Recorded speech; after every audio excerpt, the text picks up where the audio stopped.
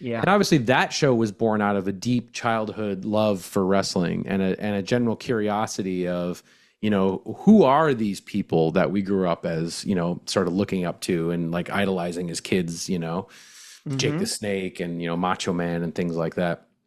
And with this show, metal is kind of the missing link. That's the other thing, for me as a kid that really shaped who I am today.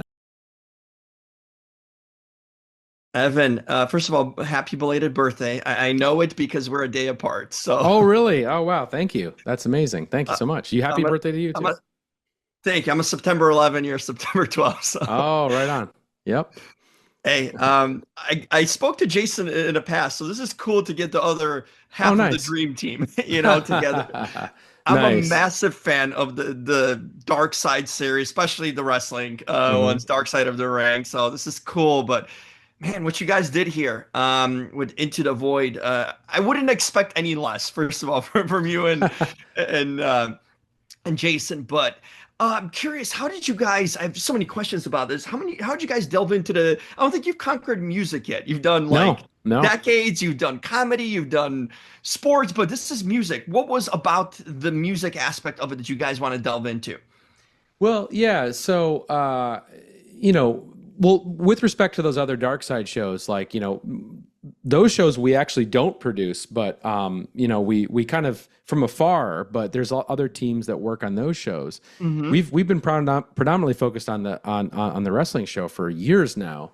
Yeah. And obviously that show was born out of a deep childhood love for wrestling and a general curiosity of, who are these people that we grew up as, sort of looking up to and like idolizing as kids, Jake the Hmm. Snake and, Macho Man and things like that.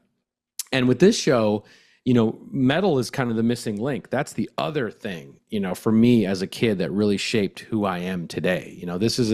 I grew up deep in the suburbs, a lot of people who, I couldn't relate to most people there. They didn't have nobody had the interests that I did. I didn't fit in. I was pretty alienated, from a lot of people. And metal was that thing that sort of gave me my individuality, my identity, and things like that, and really shaped who I am. And it's funny. I kind of got into metal through wrestling, which is kind of funny. Like, They've always had a connection, especially in like the yeah, 2000s. All the theme totally. songs, the pay-per-view were like metal bands or rock bands. So. Absolutely. So that was huge for me at being 10, 11, whatever. And then that led to me playing guitar and then it got me into, playing in bands. And so it's like I don't know who I would be if I didn't, intersect with, Metallica, Pantera, Black Sabbath, all that stuff when I was a kid. It was huge for me. So Yeah. anyway, I think the grand master plan for us always going back, to the start of Dark Side of the Ring was this was the next logical like place for us to explore was metal, and it took us Mhm. some time to get there, but it was always going to be something that we were going to do because there's a lot of similarities, in terms of wrestling exists in a fantasy world, and our show kind of examines the blurred lines between reality and fiction. And metal kind of perpetuates a fantasy world through its aesthetic and its lyrics and its larger than life sort of stage presence and facade. And we want to look behind that and sort of find those relatable human elements that your average person can relate to, and telling emotional empathetic stories. And it's kind of the same thing Mhm. with our approach, but they're very personal to us. Like metal is very personal to us. Same with wrestling. So that was kind of it, and it was kind of trying to get into the. But as we started with the show, we just didn't. We had no street cred in metal. We had nothing. We had to start kind of from the bottom and kind of meet people Mhm. and try to get people to understand where we were coming from, where what kind of how we wanted to approach these stories. And I think it kind of revealed itself to be a great time to do it because I think historically, not all cases, because there's some great metal docs and doc series out there that have been made by true metal fans who get it and understand it, for sure. But for the most part, whenever you see kind of a mainstream metal project drop, I feel like it kind of is examining through this very tired cliche lens of sex, drugs, and rock and roll, and these very kind of sensational expose look at it, or or it's a career-based sort of, biopic thing. And we wanted to kind of shed all of that and kind of look deeper into some of the more like raw, like human, tragic stories, but like human stories, within metal, to kind of show people that these people are just people too, and Yeah. because metal for years, for decades, has been a cultural scapegoat. It's been this thing that, you know, uh, has been, weaponized by, the moral crusaders of the 80s. It was a lightning rod of controversy during the era when there was congressional hearings and censorship in the late 80s, early 90s. And it's always been this kind of cultural pariah thing. Even in Columbine, when Columbine happened, it was another thing where it came up. And this is the thing that's driving our children towards delinquency or Satanism or murder. It's driving them to all this stuff. So metal, I think, has had a long, lengthy history of being misunderstood, like professional wrestling in many ways. And so I think there's a lot that they have in common, and it just feels like another very fruitful just world to sort of mine these very fascinating and relatable human stories from. Yeah, I mean, and you guys, for those that have followed the Dark Side of the Ring, there's a similar approach that you guys do here, because like obviously you had 6 seasons of Dark Side of the Ring, so there's so many more stories you touch on. But for those that watch it, there's stories about mainstream names of recognizable folks, and then there's like you guys did like a Nick Gage piece for Dark Side. Yeah, Same thing for this here. I mean, sure. you have the Black Sabbath, Judas Priest, Pantera, the more recognizable, but then you do the story of NME, who Yeah. many don't know about. How No. did you select these sort of, you guys do a good job mixing in with like the known with some of the very unknown, very niche stuff. How did you select it for this series in the first season, the 8 different episodes? Obviously sort of going the way you guys done the dark side and mixing it up, but how did you Yeah. end up with the 8 here?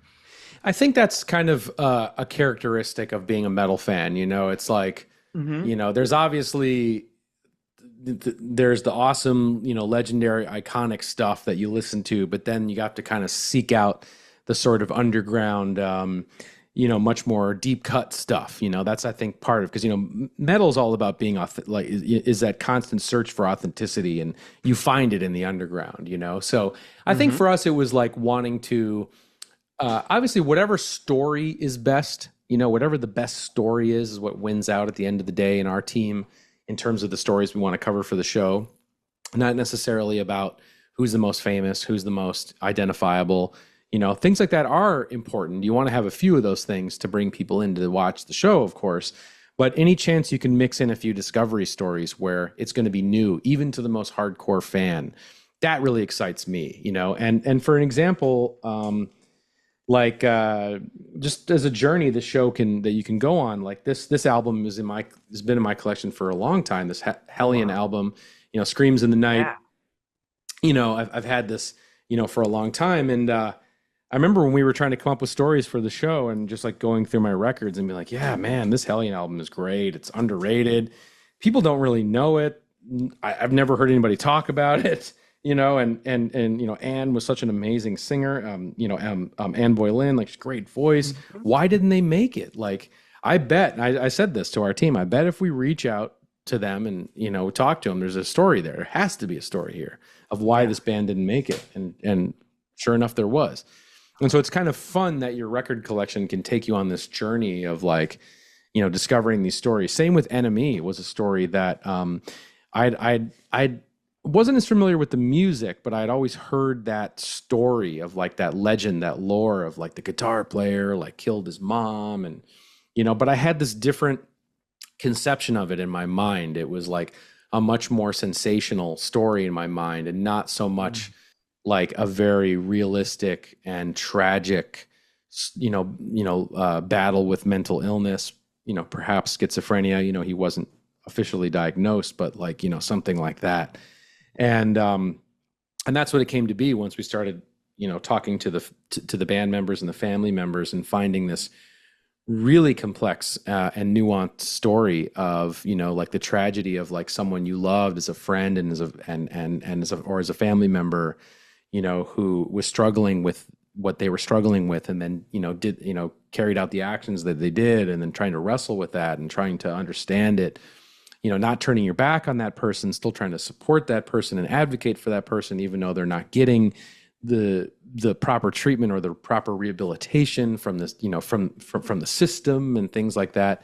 And that's a story I feel like a lot of people could relate to, in a lot of ways. Or it's something where maybe you've heard that crazy story and you've heard about that before, but now it's like the way that we're going to try to approach it is with some deeper understanding and less of the shock value of the headline, if you will. Hmm.